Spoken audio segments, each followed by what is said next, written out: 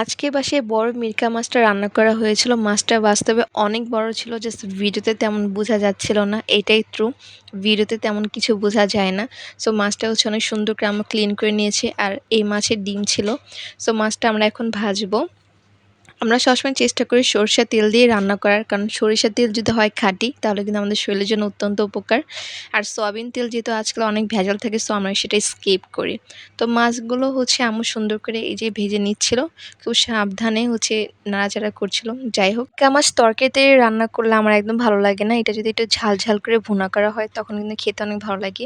So আমরা এখানে আজকে বাটা মশলা দিয়ে রান্না করব। পেঁয়াজে বাটা ছিল, মরিচ বাটা, আদা রসুন বাটা, জিরা বাটা।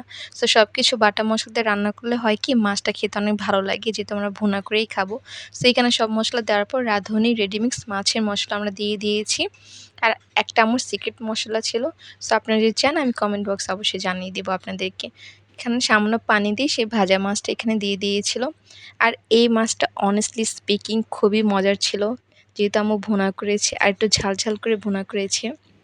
সো দেখেন জাস্ট কালারটা কত সুন্দর, তাই না? দেখেই মনে হচ্ছে অনেক মজা হবে। আসলেই মজা হয়েছিল। সো ভিডিওটি কেমন লাগলো অবশ্যই আমাদেরকে জানাবেন।